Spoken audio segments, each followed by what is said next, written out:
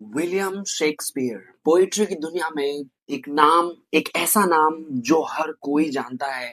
और इन्हीं की एक खूबसूरत कविता द सेवन एजेस, जहां जिंदगी एक मंच है और जहां हम सभी इसके किरदार हैं। कभी रूप में शिशु, कभी जवां के जज्बात, कभी मोह माया में व्यक्ति, कभी वृद्ध का समर्पण, और आखिरी पर्दा गिरते ही सब कुछ हो जाता है खामोश। यही है शेक्सपियर की अमर कविता the seven ages of man, जहां इंसान की पूरी कहानी सिर्फ कुछ पंक्तियों में समेट दी गई है। और यही अमर सोच जो है वो विलियम शेक्सपियर ने अपनी मशहूर कविता the seven ages of man में रखी हुई है, बताई हुई है। बचपन के रोने से लेकर बुढ़ापे के सन्नाटे तक शेक्सपियर इंसान की पूरी जर्नी को क्या करते हैं, सिर्फ कुछ लाइंस में बता देते हैं। तो चलिए स्टार्ट करते हैं। इस पोएम का हर एक लाइन, हर एक वर्ड जो है ना, वो एक इमोशन, एक फीलिंग के साथ आता है। बस उसी इमोशंस के साथ इस पर्टिकुलर पोएम को आप पढ़िएगा, समझिएगा, और बाकी सारे थीम्स और पोएटिक डिवाइसेस तो मैं आपको करवा ही दूंगा।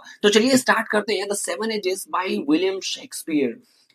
तो सबसे पहले ये कहते हैं दैट कि all the world is a stage, यानी पूरी दुनिया जो है वो क्या है, एक स्टेज है। पूरी दुनिया एक स्टेज है। स्टेज मतलब कि जहां एक मंच, जहां पर हम सभी जो है ना वो कलाकार हैं, अपने अपने किरदार निभा रहे हैं। कोई बच्चा, कोई बूढ़ा, कोई जवान, कोई भी, हर कोई अपने अपने क्या कर रहा है, सब हम सभी आर्टिस्ट हैं। और वो स्टेज है, यानी जो हमारी जिंदगी है, लाइफ इज अ स्टेज, जहां पर all the main and women merely players, वो क्या है, प्लेयर्स हैं, आर्टिस्ट हैं, जो अपने अपने रोल्स को प्ले कर रहे हैं। They have their exits and their entrances, यानी अब ये एंट्रेंसेस और एग्जिट्स क्या है, हर कोई, हर किसी का अपना एंट्रेंस है, यानी हर कोई जन्म लेता है अपने समय पर, और अपने समय पर क्या कर देता है, एग्जिट, यानी वो चला भी जाता है, मृत्यु हो जाती है उसकी।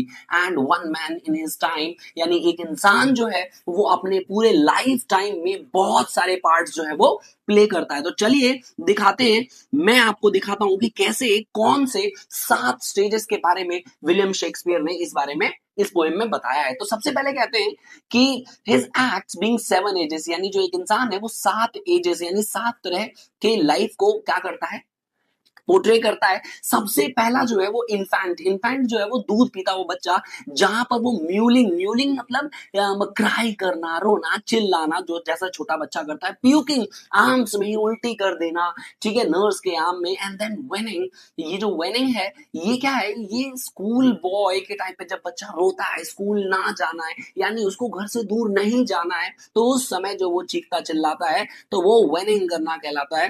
विद सैशल, सैशल जो है वो हैवी वेट, जहां पर मतलब जो बैग है जिसमें बॉटल है, किताबें हैं, तो वो बैग को क्या दर्शाया गया, सैशल के नाम से दर्शाया गया। एंड शाइनिंग मॉर्निंग फेस, सुबह जगमगाता सा चेहरा उसका, लेकिन क्रीपिंग लाइक अ स्नेल, उसका स्कूल जाने का मन नहीं है, इसीलिए वो बच्चा क्या करता है कि स्नेल की तरह क्रीप करता है। स्नेल क्या, एक छोटा सा क्रिएचर है जो बहुत ही स्लो चलता है, क्रीप करता है, रेंगता है, तो वैसे ही वो स्कूल जाता है क्योंकि उसका मन नहीं है। उसके बाद अनविलिंगली टू स्कूल, यानी स्कूल जाने का उसका मन नहीं है। अनविलिंगली इन द सेंस जब हमारी कोई इच्छा नहीं होती तो उसे अनविलिंगली कहते हैं। एंड देन द लवर, उसके बाद उसका नेक्स्ट स्टेज आता है, यानी ये तीसरा स्टेज है, जहां पर वो लवर के स्टेज में आता है, जहां उसके अंदर के इमोशंस उमड़ते हैं। कहते हैं ना कि हमारे अंदर इस अवस्था में हार्मोनल चेंजेस आते हैं, तो वो प्यार कर बैठता है। साइंग लाइक फर्नेस, अब उसके अंदर ना चिंगारी जल जल रही है कि उसके लवर के प्रति। With a woeful ballad made to his mistress eyebrow, यानी वो अपने लवर के लिए क्या करता है, वोफुल यानी सैड, दुख भरे गाने जो है, बैलेड जो है, गाने जो है वो क्या करता है, गाता है, बनाता है। ओके, देन अ सोल्जर, उसके बाद इसके लाइफ का चौथा पार्ट जो है वो स्टार्ट होता है, जहां पर ये सोल्जर, ये आर्मी मैन वाला सोल्जर नहीं है, ये सोल्जर है जहां पर वो लाइफ की जिम्मेदारियों को समझता है, एक्सेप्ट करता है चैलेंजेस को, फुल ऑफ स्ट्रेंज ओथ्स, यानी अलग अलग कस्में वादे करता है। बियर्डेड लाइक द पार्ड, पार्ड जो है वो लेपर्ड, लेपर्ड आप समझते हो जिसकी दाढ़ी थोड़ी सी होती है, बियर्ड होती है, तो वैसा ही बियर्ड बढ़ाता है ये। जेलस इन ऑनर, और इसी पर्टिकुलर मोमेंट में, स्टेज में अब उसको सम्मान चाहिए, सम्मान के प्रति ललायत होता है वो। Sudden and quick in quarrel, यानी झगड़ालू हो जाता है, छोटी छोटी बातों पे झगड़ा करने वाला हो जाता है। सीकिंग इन बबल रेपुटेशन, यानी वो रेपुटेशन चाहता है वो जो कभी थी ही नहीं, जो मतलब कभी है ही नहीं, वो ऐसी चीजों के पीछे भागता है जो जिसका कोई पर्टिकुलर वजूद नहीं है, वैल्यू नहीं है, even in the cannons mouth. और इस चीज के लिए वो ऐसे बबल रेपुटेशन के लिए, मतलब फेक ख्याति के लिए, फेक गुडविल के लिए, फेक रेपुटेशन के लिए वो क्या करता है कि मतलब गोली के, बंदूक के, तोप के सामने भी आ सकता है। एंड देन द जस्टिस, और उसके बाद अलग स्टेज है। अब ये जस्टिस का स्टेज है जहां पर वो समझदार हो जाता है, चीजों को ऑब्जर्व करता है। In fair round belly with good capon line, यानी अब उसका पेट जो है थोड़ा तोंद बाहर आ जाती है। किसकी तरह? ये केपन की तरह। केपन एक मेल चिकन होता है जो खा के थोड़ा फैट मोटा सा हो जाता है, तो उससे ही कंपैरिजन किया गया है। Okay, with I severe and beard of formal cut, अब उसकी आंखें जो है गहन हो जाती है, काफी ज्यादा सीरियस हो जाती है। और अब फॉर्मल कट, पहले जैसा बियर्ड उसका नहीं है, अब वो नॉर्मल बियर्ड रखता है, फुल ऑफ वाइज सा। अब वो सारी चीजें, हर चीज को सोचता है, परखता है, जानता है, समझता है, फिर जाकर क्या करता है, एक्शन लेता है मॉडर्न इंस्टांसेस, आज की तरह। Okay, so he plays his part, ऐसे ही वो क्या करता है, अपने पार्ट्स को प्ले करता है। फिर आता है छठा गियर, छठा शिफ्ट, छठा चेंज उसके लाइफ में, जहां पर वो छठा रोल प्ले करने के लिए रेडी है, into the lean and slippered pantaloon. यानी जो अब उसकी पैंट जो है, जो मतलब पैंटलून, पैंटलून यानी जो पैंट्स है, वो क्या होती है, धीरे धीरे पतली हो जाती है। पतली इन द सेंस कि अब जो कमर उसका पहले हुआ करता था ना, अब वो क्या हो गया है, बहुत ज्यादा पतला इंसान हो गया है, तो इसलिए उसकी पैंट जो है वो स्लिपर्ड, ढीली हो जाती है। विद स्पेक्टिकल्स ऑन नोज, नाक पर चश्मा, और पाउच ऑन साइड, वो जो रस्सी वाले चश्मे होते हैं ना, जैसे मतलब वो रस्सियां पीछे रहती है और ये चश्मा ऐसे लगा रहता है, ठीक है, तो वैसे चश्मे की बात की गई है।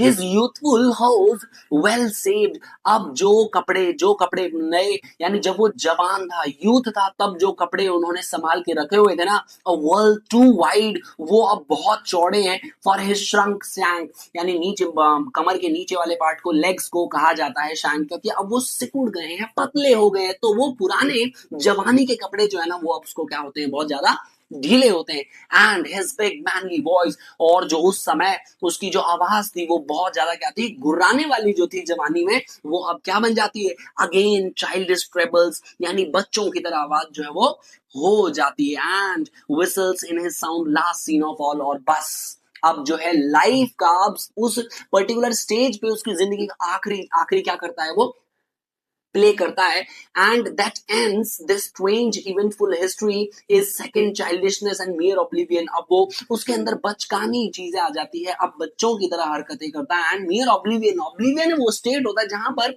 हमें पता नहीं होता कि हम क्या कर रहे हैं, हमें आसपास समझ में नहीं आ रहा कि हमारे आसपास क्या चल रहा है, क्या नहीं हो रहा है। सैंस्ट्रिट, यानी विदाउट, विदाउट यानी दांत नहीं होते, आंखों की रोशनी चली जाती है, टेस्ट चला जाता है, और इवेंचुअली ऐसे ही सब कुछ खत्म हो जाता है। तो this is how a particular man plays 7 role throughout his life, अपनी लाइफ में, पूरी जिंदगी में वो 7 रोल इस तरह से प्ले करता है। सबसे पहले एक इन्फेंट होता है, फिर क्या बनता है कि थोड़ा सा एडल्टहुड में आता है, और फिर स्कूल बॉय, उस एडल्टहुड में, सॉरी उस चाइल्डहुड में स्कूल बॉय, उसके बाद आता है लवर के स्टेज में, उसके बाद सोल्जर के स्टेज में, उसके बाद एक ऐसे स्टेज में जहां पर वो समझदारी भरी बातें करता है, उसके बाद वो थोड़ा सा अर्ली ओल्डहुड में आ जाता है, फिर लेट ओल्डहुड में, जहां पर उसके सारे दांत, आंख, टेस्ट और सारी चीजें खत्म हो जाती है। दिस इज हाउ जो शेक्सपियर ने पूरा का पूरा पोएम, पूरा का पूरा लाइफ जो है बताया है, वो इस तरीके से दिखाया है। चलिए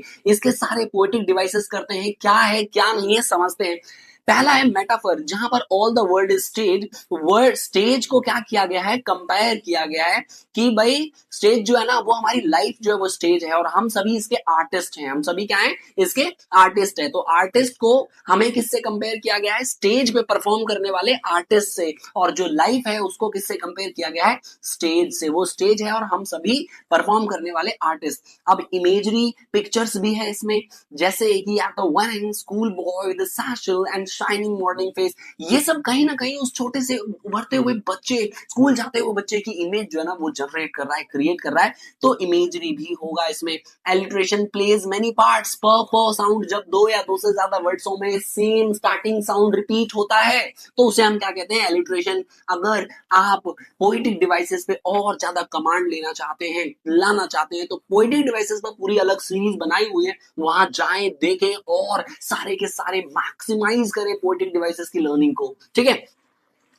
नेक्स्ट इज रेपिटेशन। अब रेपिटेशन क्या होता है, जब एक ही वर्ड बार बार रिपीट होता है, जैसे देखिए सैंस सैंस सैंस सैंस, यहाँ क्या होता है, रिपीट हो रहा है। तो जब एक वर्ड दो या दो से ज्यादा बार रिपीट होता है तो उसे हम क्या कहते हैं, रेपिटेशन कहते हैं। Now simile. अब सिमिली क्या है, जब दो चीजों के बीच में कंपैरिजन किसका इस्तेमाल करके, लाइक और एज का इस्तेमाल करके, जब हम दो चीजों के बीच में क्या करते हैं, कंपैरिजन करते हैं। जैसे साइंग लाइक फर्नेस, यानी भट्टी की तरह वो क्या कर रहा है, उबल रहा है, जल रहा है अंदर से।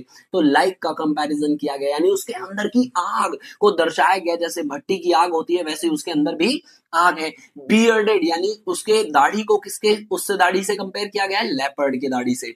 नाउ पर्सोनिफिकेशन, जब हम किसी को ह्यूमन क्वालिटीज देते हैं, किसी भी नॉन ह्यूमन थिंग्स को, चाहे वो कोई एब्स्ट्रैक्ट हो, चाहे वो कुछ नॉन लिविंग थिंग हो, जब हम उसे क्या देते हैं, ह्यूमन क्वालिटीज देते हैं, तो वो क्या होता है, personification। जैसे seeking the bubble reputation even in the cannon's mouth, reputation is treated like something fragile and alive। यहाँ पर reputation जो है वो क्या किया जा रहा है, जैसे उसको दिखाया गया है कि जो हमारी रेपुटेशन है वो क्या है, अलाइव है, जिंदा है, ठीक है। और उसको वो क्या करना चाहता है कि संजो के रखना चाहता है, संभाल के रखना चाहता है। नाउ आयरनी इज व्हाट, कि soldier risk his life for a bubble reputation, something fleeting and worthless.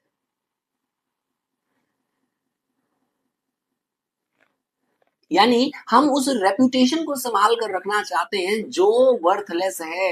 यानी क्या है, हम ऐसी चीज के पीछे भाग रहे हैं भाई जिसका कोई वजूद नहीं है, जिसका मतलब कुछ लेना देना ही नहीं है, ठीक है। मतलब कहते हैं ना कि जब जवानी हमारे अंदर होती है ना, तो कहीं ना कहीं कुछ ऐसी चीजें, हम चीजों की तलाश करते हैं जिनका हमें लेटर ऑन ये रियलाइज होता है ये कि भाई नहीं, ये चीजें सच में जरूरी नहीं था। आज जो चीज मुझे चाहिए ना, अगर मैं ढंग से सोचूं कि क्या सच में मुझे वो चाहिए, तो मुझे आंसर मिलेगा नहीं भाई, वो तुझे सच में नहीं चाहिए। Now next is symbolism. अब ये सिंबोलिज्म क्या है, जब कोई पर्टिकुलर चीज सिंबलाइज करे, दर्शाए किसी चीज को कि ये एक्चुअल में किसकी बातें कर रहा है, क्या दर्शा रहा है, क्या नहीं दर्शा रहा है, तो वो होता है हमारा सिंबोलिज्म। जैसे स्टेज किसको दर्शा रहा है, ह्यूमन लाइफ को। और जो पर्टिकुलर आर्टिस्ट हैं, प्लेयर्स जो हैं, वो किसको दर्शा रहा है कि हम लोगों को। Justice symbolizes wisdom and authority, यानी जो जस्टिस है वो किसको सिंबलाइज कर रहा है, वो सिंबलाइज कर रहा है एक ऐसा इंसान जो अब क्या, बुद्धिमता से काम ले, मतलब अब अथॉरिटाइज करे सारी चीजों को कि नहीं, मुझे अब वैसे चीजें नहीं करनी है जैसे मैं जवानी में किया करता था। अब वो समझदार हो जाता है। उसके बाद हाइपरबोले। हाइपरबोले इज एग्जैजरेशन, जब हम क्या करते हैं, बहुत सारी एग्जैजरेशन करते हैं कि नहीं, मतलब बढ़ा चढ़ाकर जब पोएट बातें करता है, साइन लाइक फर्नेस, भट्टी की तरह जो है ना आग जल रही है, तो नहीं ऐसा नहीं हो सकता। Seeking like bubble reputation even in the cannons mouth, नहीं ऐसा नहीं होगा, ये थोड़ा सा क्या कर दिया है, एग्जैजरेट कर दिया है, ठीक है। ब्रेवरी को थोड़ा सा एग्जैजरेट कर दिया। ऐसा भी नहीं होता कि हम अपना मुंह कैनन में दे देते हैं, तोप में दे देते हैं, नहीं ऐसा नहीं होता, ये सिर्फ और सिर्फ एग्जैजरेट कर रहा है। नाउ कम टू कॉन्ट्रास्ट, जिसमें दिखाया गया है कि पहले यूथ और ओल्ड, यूथ एज और ओल्ड एज में क्या दिखाया गया है, कॉन्ट्रास्ट दिखाया गया है। जहां पर यूथ में हम बहुत ज्यादा पावरफुल स्ट्रेंथ होते हैं, लेकिन दूसरी तरफ जब हमारे अंदर बुढ़ापा आता है तो वो वीकनेस में चेंज हो जाता है। तो आई होप ये सारे के सारे पोएटिक डिवाइसेस क्लियर हो गए हो आपको। Now come to theme. इसके थीम्स वैल्यूएबल थीम्स हैं, ओके, बहुत ही इंपॉर्टेंट थीम्स है। सबसे पहला life as a drama. Life को क्या दिखाया इन्होंने, ड्रामा के तौर पर दिखाया गया। परफॉर्मेंस, हम सभी आर्टिस्ट हैं और अपना अपना परफॉर्मेंस जो है वो दे रहे हैं, जहां पर पूरी दुनिया जो है वो क्या है, स्टेज है, हमारी लाइफ जो है वो स्टेज है और हम उसके आर्टिस्ट हैं। और life is compared to a theoretical where each person enters, plays roles and exits। सबका एंटर है, सब अपने रोल्स को प्ले करते हैं और सब एग्जिट कर जाते हैं। तो लाइफ एज अ ड्रामा ये दिखाया गया। Inevitability of ageing and death, भाई डेथ और एजिंग को कोई टाल नहीं सकता। आज अगर हम बच्चे हैं ना तो कल हम बूढ़े भी होंगे, आज अगर हमारे अंदर जवानी है तो कल बुढ़ापा भी आएगा, तो ये कोई टाल नहीं सकता। इनएविटेबिलिटी यानी टाला नहीं जा सकता। तो better to accept these things. हर मोमेंट को, हर पर्टिकुलर, हर स्टेज को हमें क्या करना चाहिए, एंजॉय करना चाहिए। किसी को ऐसा नहीं कि अरे ये जवानी अच्छी नहीं होती, ये बुढ़ापा अच्छा नहीं होता, बचपना अच्छा नहीं होता, सारे स्टेज अच्छे होते हैं। बस आपको क्या करना है, उसकी अच्छाई को ढूंढना है, बस ये समझ जाना है। जब आप ये समझ जाएंगे तो सभी स्टेज बड़े खुशहाल हैं, बड़े अच्छे हैं, बड़े सुंदर हैं। Now come to cyclic nature of human life. Human life के साइक्लिक नेचर को दर्शा रहा है कि जैसे सबसे पहले वो इन्फेंट होता है, फिर थोड़ा सा एडोलेसेंस के एज में आता है, फिर अडल्टहुड में आता है, लेट अडल्टहुड में, फिर उसके बाद अर्ली ओल्डहुड में और लेट ओल्डहुड में, तो कहीं ना कहीं ये 6-7 जो है वो नेचुरल साइकिल है ह्यूमन लाइफ का। Okay, futility of human desires, यानी जो बबल रेपुटेशन दिखाया है कि ये ह्यूमन डिजायर्स है, हर किसी को क्या चाहिए, रेपुटेशन चाहिए, मतलब शानो शौकत चाहिए, लेकिन ये क्या है, सिर्फ और सिर्फ बबल के समान है, आज है और कल नहीं। तो ऐसी व्यर्थता, ये क्या है, फ्यूटिलिटी ऑफ ह्यूमन डिजायर्स को दिखा रहा है कि बहुत सारी ऐसी इच्छाएं होती है हमारी जो समय के साथ साथ क्या हो जाती है, खत्म हो जाती है। तो ऐसी इच्छाओं को पीछे हमें टीम समय जो है ना वो खराब नहीं करना चाहिए। उसके बाद दिखा रहे हैं आयरनी ऑफ ह्यूमन एग्जिस्टेंस, कि ह्यूमन एग्जिस्टेंस की आयरनी, जैसे हर एक स्टेज जो है man feels important, but in the grand design of life everything fades into nothingness. यानी मैन जो है वो सबसे पहले ये समझता है कि वो बहुत ही ज्यादा इंपॉर्टेंट है, लेकिन लेटर ऑन उसे ये रियलाइज होता है नहीं भाई वो कुछ भी नहीं है।